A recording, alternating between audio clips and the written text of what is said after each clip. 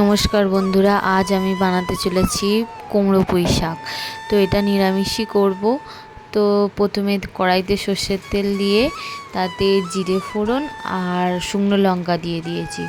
এবার ভালো করে একটু নাড়াচাড়া করে নিয়ে ভাজা ভাজা হয়ে এলেই তারপরে তুলে দেব কুমড়ো, আলু আর বেগুন কেটে রেখেছিলাম, সেটাকে কড়াতে দিয়ে দেব। তো কড়াইতে দিয়ে এটা ভালো করে একটু ভাজা ভাজা করে নিতে হবে।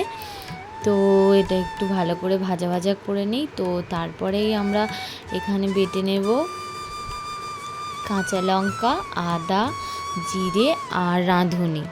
তো এই সব কটাকে আমরা একটু ভালো করে বেটে নেব। আর তো দেখো বাটা হয়ে গেছে, তারপরেই আমরা দিয়ে দিয়েছি।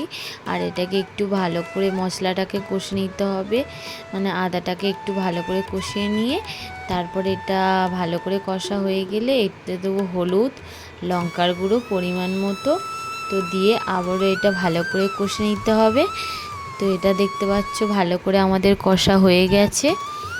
তো এটা ভালো করে কষে নিলে তারপরে আমরা পুঁই শাকের পাতাটা এতে দিয়ে দেব। তো এখানে পুঁই শাকের পাতাটা আমরা দিয়ে দিলাম। তো এটাকে ভালো করে একটু নাড়াচাড়া করে নিয়ে ভালো করে চাপা দিয়ে দেব, যাতে শাকটা একটু নরম হয়ে যায়। তো শাকটা নরম হয়ে গেলে তারপরে আমরা এখনও নুন দেয়া হয়নি, নুনটা দেব। তো এখানে দেখো অনেকটা কষে কষে শাকটা অনেকটাই নরম হয়ে এসছে। আর একটু নরম হওয়ার জন্যে আমরা থালাটাকে চাপা দিয়ে দেব।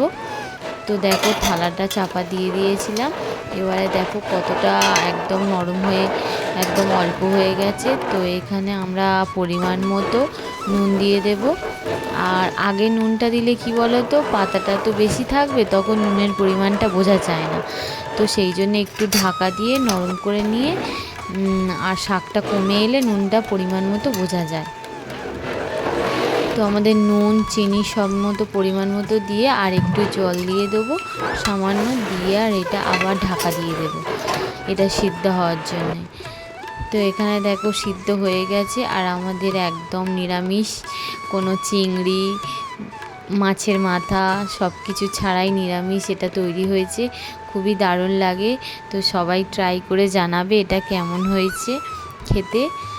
আর ভিডিওটা ভালো লাগলে লাইক করো, শেয়ার করো।